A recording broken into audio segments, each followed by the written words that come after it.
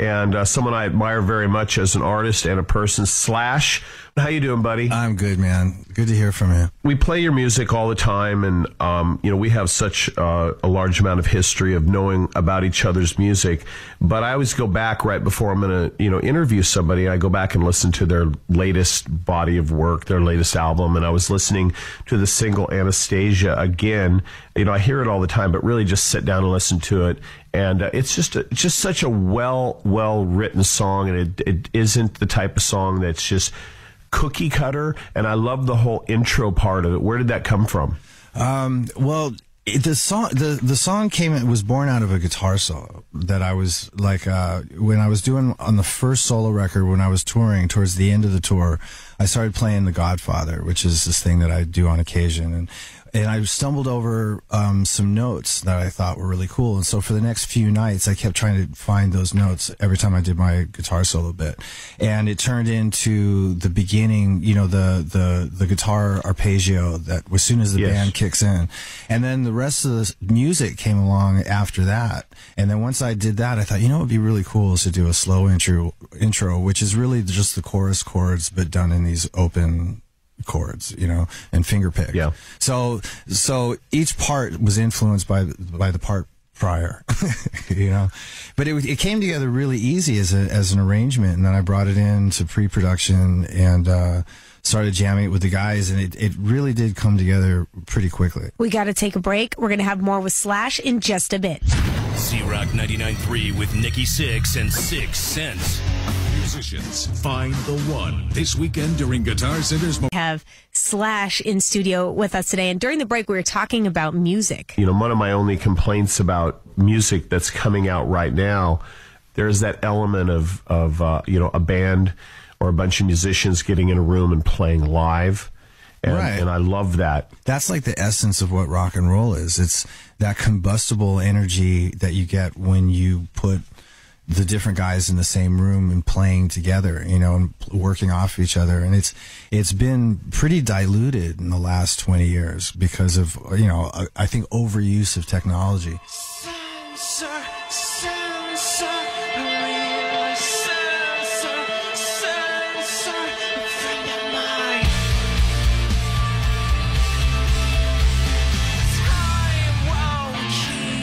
Listening to Z-Rock. You're listening to the Sixxsense with Nikki Sixx. I'm Kerri Kassem. We've got Slash in the studio, and I have a question about slasher films. Yeah. I'm not going to ask you where you got the name, I promise. Yeah, right? Yeah. The most creative thing I ever did. Yeah, right?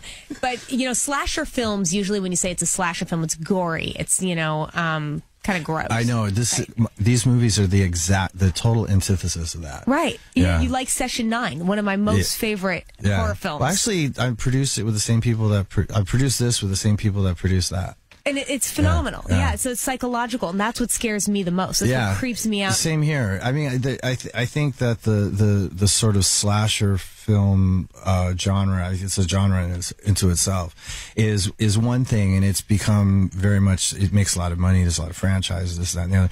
But the thing that turned me on to horror movies ever since I was little was the stuff that you didn't see, and the stuff where your mind took you.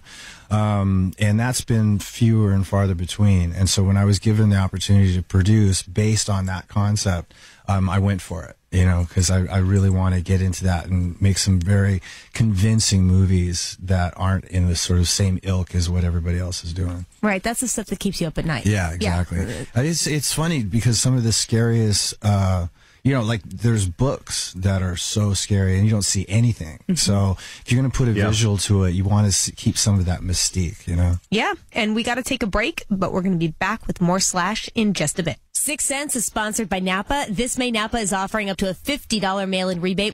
99.3. It's a Sixxsense with Nikki Sixx. I'm Kerri Kassem. We're here with Slash, and you're making horror films now. Have you ever talked to Rob Zombie about this? Yeah, I have. Yeah, what does he say? Because he does the real brutal graphic stuff. He does. But at this point, he's done 4 movies, I think, 4 or 5 movies.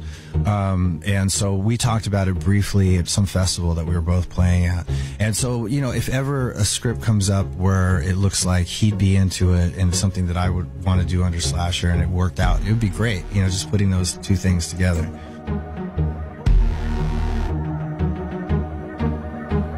here in studio with Slash, and we got Nikki on the East Coast. He's still on tour. So I want to talk a little bit about your new movie. It's Nothing Left to Fear. I know you changed the title on that. So before we dive into the movie, will you tell me about that? Why you changed the name? The original script was called, if I remember correctly, was called Nothing to Fear, right? And then the movie is based in a town in Kansas called Stull. So then we thought about calling it Stull, but then we went back to Nothing to Fear. And then Miles and I wrote an original song for the movie, and it ended up being Nothing Left to Fear. And then when we heard that, we were like, oh, we'll change the name of the movie. Yeah. So that's really where it came from. We got to take a break. We'll be back. Rock.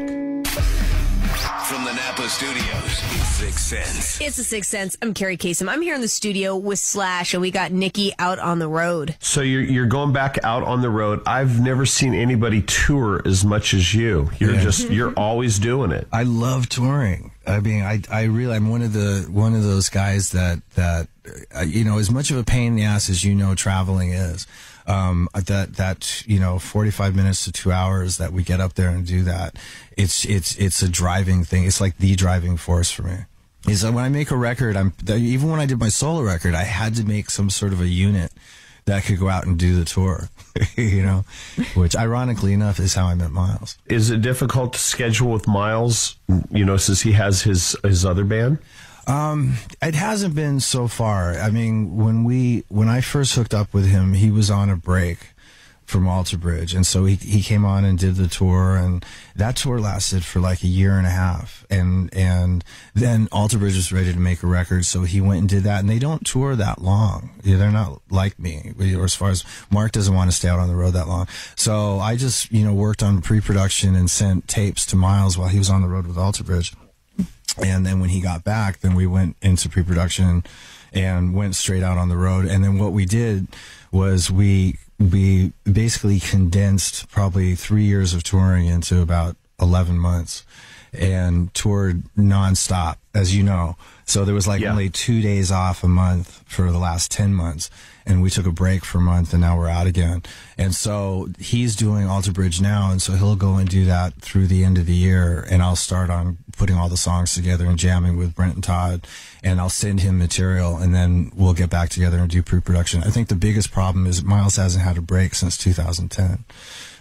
Right. That could be a small problem. Yeah, the next time around, having done this sort of grueling schedule that we just did, I'm going to make it so we take time off between months of touring. You know what I mean? Yeah. And have a significant break and then go back out. We just have to have a longer amount of time to tour on the album. So that's something that we'll work out with Alter Bridge. We're talking to Slash here on the Sixth Sense, and we'll be back with more in just a bit. Z-Rock. It's the Sixth Sense. I'm Kerri Kassem. I'm here with Slash and Nikki Sixx. Yeah, if you can give me a breakdown on how it works for you, rock star, guitar player, you do all these other things. What's your role with the other people when you're making a film? So I'm on the creative end. So it was a lot of script development to get the script to where it needed to be, picking a director, and then casting, and then getting into who we're going to do the special effects with, who's the right house to do it with, and Right. The director really, at that point, it's really what the director wants to do and then what you can produce for the director. We got to take a break. We're going to have more with Slash and Nikki and me in just a minute. 99.3. I'm Kerri Kassem. I'm here with Slash and, of course, Nikki Sixx. Okay, I'm going to ask a fan question, and it's coming from me, Kerri. Oh, all right. Do you ever see, I mean, whether it's a year from now, 10 years from now, You can't ask this question. I have to, an original GNR, even if it's a one-off, can you foresee any of it, even if it's a 1% chance? Let's put it this way. When you say foresee, right? Yeah. I couldn't say that. Okay. I mean, but I'm not saying, that never say never thing is just redundant. So anything could happen, but I don't have any sort of vision of it at this point. Rock 99.3. It's a Sixth Sense with Nikki Sixx, who's on tour in the East Coast. I'm Kerri Kassem. I'm here with Slash in studio, and both of you both of you have such a huge body of work. How do you go about picking songs for the tour? Yeah, it's always hard making that set list. The longer you're around, you look down and you go, well, what do we get? We can play 11 songs, and I have 25 that I want to play. It's hard. Do you guys switch it up night after night? Because Motley's, for some reason in our band, like once we pick our 25 songs or whatever it is, that's what we play for most of the tour. Right. I definitely have a system where I know one or two opening songs, and obviously I know what the closing song is going to be, and I know what the standards are. I think only once in this whole tour that we just did so far have I taken Sweet Child of Mine out of the set. Right. And so there's standards that are going to be like Anastasia's in the set all the time. Back from Cali's in the set all the time. But then, so once you have like that body of songs, right, then you know, and you have a certain amount of time to play, then you start interchanging other songs that you can swap out.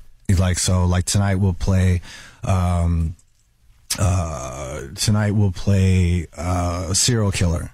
But tomorrow night we'll do I can't, now I'm drawing a blank on my own songs. Yeah, but I get it. I mean, and I swap out, like, okay, there's a slow song, like we'll play this slow song tonight and we'll change it out and do this slow song tomorrow night. And somehow it just works out, and I just do it day of the show. Hey Slash, good luck on all this stuff. I look forward to hearing the new song. It's great talking to you, man. Good talking to you too. Have a great rest of your day. Good luck on everything. We'll talk soon. All right, cool. C-Rock 99.3. It's a Sixx Sense with Nikki Sixx. I'm Kerri Kassem, and it was awesome hanging out with Slash. The new tour kicks off in July. Go to slashonline.com. That has all your info, and you can get more info on Slash's movie projects at facebook.com/slasher. That's facebook.com/ the actual symbol /slasher.